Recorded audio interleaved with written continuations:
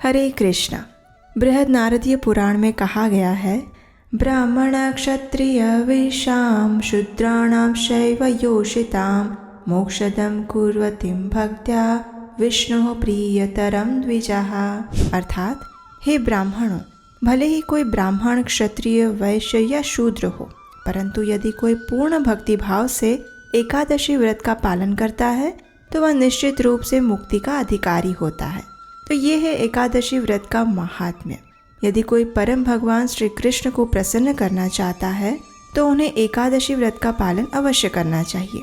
एकादशी व्रत के पालन से भौतिक इच्छाएं तो पूरी होती ही है, लेकिन सबसे मुश्किल जो है वैसी परम आध्यात्मिक गति भी प्राप्त होती है। इसलिए भगवान श्री हरि को अत्यंत प्रिय एकादशी तिथि का स्थान सर्वोपरि है। अब देखिए, एकादशी की महिमा के विषय में तो हम जानते ही हैं, लेकिन जितना महत्वपूर्ण एकादशी व्रत करना है उतना ही महत्वपूर्ण है इस एकादशी का समापन या पारण करना। तो आज के इस वीडियो में हम आपको बताएंगे कि एकादशी व्रत का पारण कब और कैसे करना चाहिए, एकादशी पारण एक निश्चित समय में ही क्यों करना चाहिए, और अगर किसी कारणवश ना कर पाए तो क्या करना चाहिए। इन सभी प्रश्नों के उत्तर आज हम आपको इस वीडियो में बताएंगे, तो अंत तक इस वीडियो को ज़रूर देखें। और हाँ, अगर आप पहली बार इस चैनल पर आए हैं या फिर अभी तक आपने इस चैनल को सब्सक्राइब नहीं किया तो अभी जाइए नीचे सब्सक्राइब बटन पर क्लिक करें, जिससे कि एकादशी के विषय में संपूर्ण और प्रमाणभूत जानकारी आप प्राप्त करते रहें। तो चलिए प्रारंभ करते हैं। पद्म पुराण में कहा गया है, महाहानि करियेषा द्वादशी लंघिता नृणाम करोति धर्महरणम स्नातेव सरस्वती। अर्थात, जिस प्रकार कोई बिना स्नान किए सरस्वती नदी में चरण डालता है तो वह अपने पुण्यों को खो देता है, उसी प्रकार यदि कोई द्वादशी पर भी अपने एकादशी व्रत का पारण नहीं करता तो उसके पुण्यों का भारी मात्रा में क्षय हो जाता है। तो अब इस श्लोक से आप समझ ही गए होंगे कि एकादशी व्रत का पारण करना कितना महत्वपूर्ण है। एकादशी के दिन व्रत धारण करने के बाद अगले दिन द्वादशी पर इस व्रत का पारण करना चाहिए। प्रत्येक एकादशी तिथि का प्रारंभ होने का और समाप्त होने का एक निश्चित समय होता है, और उसी के अनुसार द्वादशी के दिन एकादशी पारण करने का समय भी तय किया जाता है। पारण करने का ये समय प्रत्येक एकादशी पर अलग अलग होता है, और एकादशी व्रत का संपूर्ण फल व्यक्ति को तभी प्राप्त होता है जब ये पारण उसी निर्धारित समय के दौरान किया जाए। इसलिए जो भी व्यक्ति वर्ष की किसी भी एकादशी व्रत का पालन करता है उसे अगले दिन एकादशी व्रत का पारण भी निर्धारित समय में ही अवश्य करना चाहिए।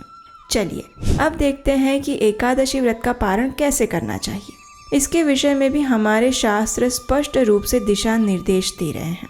कात्यायन संहिता में कहा गया है, प्रातः स्नात्वा हरिं पूज्य उपवासं समर्पयेत् पारणन्तु ततः कुर्यात् व्रत सिद्धौ हरिं स्मरन्। अर्थात प्रातः काल में स्नान कर परम पुरुषोत्तम भगवान श्री हरि की आराधना करने के उपरांत व्यक्ति को अपना उपवास उन्हें अर्पित कर देना चाहिए, और इस व्रत के पुण्य को प्राप्त करने हेतु व्रत के पारण के साथ भगवान श्री हरि का स्मरण करना चाहिए। तो एकादशी व्रत का पारण करने के लिए सर्वप्रथम एकादशी के अगले दिन यानी द्वादशी पर प्रातः ब्रह्म मुहूर्त में उठ जाएं, स्नान इत्यादि से स्वयं को शुद्ध कर लें। उसके बाद जिस प्रकार आपने एकादशी के दिन भगवान की मंगला आरती की थी, उसी प्रकार द्वादशी के दिन भी भगवान की मंगला आरती करें या फिर उसका दर्शन करें। उसके बाद तुलसी देवी की पूजा करें, उन्हें जल अर्पण करें और उनकी कम से कम 3 बार प्रदक्षिणा करें। और याद रहे, द्वादशी के दिन हम तुलसी पत्र नहीं तोड़ते हैं, इसलिए यदि आपको भगवान को भोग लगाने के लिए तुलसी पत्र की आवश्यकता है तो उसे एक दिन पहले ही तोड़कर रख लें। अब तुलसी देवी के समक्ष बैठकर हरे कृष्ण महामंत्र की निश्चित संख्या में माला का जाप करें। जब आप अपने दैनिक प्रातःकालीन सेवा पूजा समाप्त कर लें तो उसके बाद भगवान को अर्पित करने के लिए अपनी क्षमता अनुसार स्वादिष्ट और सात्विक भोग तैयार करें। जब आप भगवान के लिए भोग बनाते हैं तो उस समय भगवान की कथा या उनकी लीलाओं का श्रवण अथवा स्मरण करना चाहिए। जब भोग तैयार हो जाएं तो फिर उसमें तुलसी पत्र रख कर भगवान को अर्पित कीजिए। और याद रहें, ये सारे कार्य आपको एकादशी पारण के निर्धारित समय आने से पहले ही कर लेने हैं। अब जब पारण करने का समय आता है तो सबसे पहला कार्य ये करें, अपने हाथ में गंगा जल लीजिए और भगवान के समक्ष जाइए।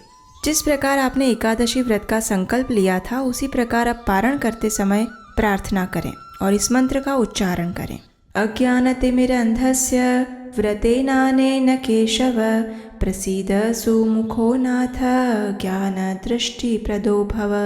हे केशव, मैं अज्ञान रूपी अंधकार से अंध हो रहा हूँ। इस व्रत द्वारा प्रसन्न होकर मुझ पर प्रसन्न होइए और मुझे ज्ञान नेत्र प्रदान करिए। इस प्रकार अपने एकादशी व्रत का फल भगवान को अर्पित करते हुए उनसे उनकी शुद्ध भक्तिमय सेवा की याचना करें, क्योंकि आदर्श प्रार्थना यही होती है।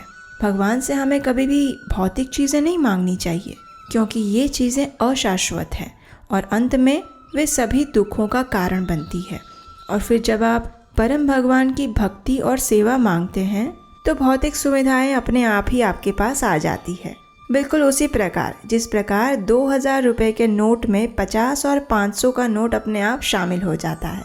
इसलिए अगर आपके जीवन में कोई समस्या है तो आप भगवान से प्रार्थना करके उन्हें बता सकते हैं और फिर उनसे याचना कर सकते हैं कि इस स्थिति में भगवान वही करें जो आपके लिए हितकर हो।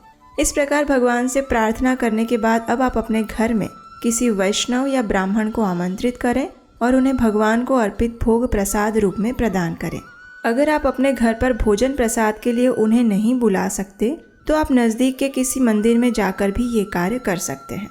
और अंत में अपनी क्षमता अनुसार सुयोग्य ब्राह्मण या वैष्णव को या फिर नज़दीक के किसी मंदिर में कुछ न कुछ दान अवश्य देना चाहिए। जब आप अपने धन का उपयोग सुपात्र स्थान पर दान देने के लिए करते हैं तो आपकी लक्ष्मी और धन का शुद्धिकरण हो जाता है। और फिर लक्ष्मी देवी को तो सर्वप्रथम भगवान नारायण की सेवा में ही लगाना चाहिए ना। तो इसलिए अपनी क्षमता अनुसार पारण करते समय कुछ न कुछ दान अवश्य देना चाहिए। अब अगला कार्य है स्वयं पारण करना।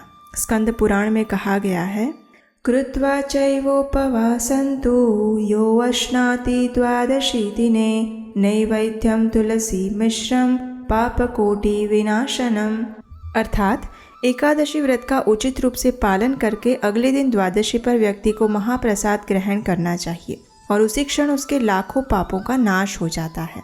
अब देखिए, आपको पारण के समय क्या खाना है ये आपके ऊपर निर्भर करता है। कुछ लोग एकादशी व्रत संपूर्ण निर्जल करते हैं, यानी जल भी नहीं लेते। अगर आपने निर्जल एकादशी व्रत किया है तो आप भगवान के चरणामृत के साथ पारण कर सकते हैं। अगर आपने सिर्फ जल लेकर व्रत किया है तो आप दूध, फल इत्यादि लेकर व्रत का पारण करें। और अगर आपने फल, दूध इत्यादि लिया था तो फिर आप भगवान को अर्पित अन्न युक्त भोग प्रसाद लेकर पारण कर सकते हैं। एकादशी व्रत खोलने के लिए सबसे अच्छा होता है जगन्नाथ जी का सूखा चावल महाप्रसाद। अगर आपके पास जगन्नाथ पुरी के वो सूखे चावल हैं तो आपको उसी से अपना पारण करना चाहिए। अगर नहीं है तो फिर आप कोई भी अन्न प्रसाद के साथ भी पारण कर सकते हैं। स्वास्थ्य की दृष्टि से देखा जाए तो पारण के समय अधिक और भारी अन्न युक्त भोजन नहीं लेना चाहिए, क्योंकि पिछले दिन के संपूर्ण उपवास के बाद शरीर को फिर से कार्यान्वित होने के लिए थोड़ा समय लगता है। इसलिए प्रयास करें कि पारण के समय हल्का फुल्का भोजन लें और फिर कुछ घंटों बाद आप अपना दैनिक भोजन ले सकते हैं, लेकिन प्रयास करें कि भोजन सात्विक हो। इस प्रकार जो व्यक्ति विधि पूर्वक निर्धारित समय में एकादशी व्रत का पारण करता है उसे न सिर्फ एकादशी व्रत का संपूर्ण फल प्राप्त होता है, अपितु उसके पूर्व जन्म के अनेकों पाप नष्ट हो जाते हैं और वह आध्यात्मिक गति को प्राप्त करता है। चलिए अब आपके आखिरी प्रश्न का उत्तर देते हैं। अगर कोई व्यक्ति पारण के निर्धारित समय पर पारण ना कर पाया तो क्या होगा? कई बार ऐसी स्थिति होती है कि पारण के समय आप इस प्रक्रिया का अनुसरण नहीं कर पाते हैं या फिर उस समय भोजन नहीं बना हुआ है, तो क्या करें? तो ऐसे समय में आप पारण के समय पर संपूर्ण अन्न प्रसाद लेने के बजाय सिर्फ एक चावल का दाना स्वीकार करके भी अपना व्रत खोल सकते हैं। ये भी आपका पारण ही कहलाएगा। अच्छा, अगर कोई भूल गया कि इस समय में पारण करना था लेकिन याद ही नहीं रहा और समय चला गया, तो फिर क्या करें? तो देखिए, शास्त्रों में ये कहा गया है कि अगर कोई व्यक्ति निर्धारित पारण समय पर एकादशी व्रत का पारण नहीं करता है तो उसका एकादशी व्रत अधूरा रहता है और फिर उस व्यक्ति को अगले दिन यानी द्वादशी पर भी पूर्ण उपवास करना पड़ेगा और फिर अगले दिन वह पारण कर सकता है। जी हाँ, पारण समय का इतना महत्व है, तो इसलिए अगर आप एकादशी व्रत करते हैं तो याद से निर्धारित समय में ही पारण करना अति आवश्यक है। और अगर याद नहीं रहता है तो अपने फ़ोन में अलार्म लगाइए कि मुझे इस टाइम पर पारण करना है। इससे भी आपको सहायता मिलेगी। एकादशी पर निश्चित समय पर पारण करने के महात्म्य के ऊपर श्रीमद् भागवतम में एक सुंदर कथा भी आती है। अगर आप वो कथा सुनना चाहते हैं तो हमें नीचे कमेंट बॉक्स में लिखकर बताइए कि आप सुनना चाहते हैं, फिर हम आपके लिए वो कथा लेकर आएंगे। अगर आप इस वीडियो में दी गई जानकारी से संतुष्ट हैं तो हमारे इस प्रयास में आप सहायता कर सकते हैं स्क्रीन पर दिए गए नंबर पर अपना आर्थिक योगदान भेजकर। और हाँ, एकादशी पारण के महत्व को दर्शाते हुए इस महत्वपूर्ण वीडियो को कम से कम उन 5 लोगों को अवश्य भेजिए जिन्हें इसके बारे में जानकारी नहीं है। तो चलिए, परम भगवान श्री कृष्ण की प्रसन्नता हेतु और स्वयं के शुद्धिकरण हेतु इस परम पवित्र एकादशी व्रत का श्रद्धा और नियम पूर्वक पालन करते हैं और अपने आध्यात्मिक मार्ग पर अग्रसर होते हैं। हरे कृष्णा।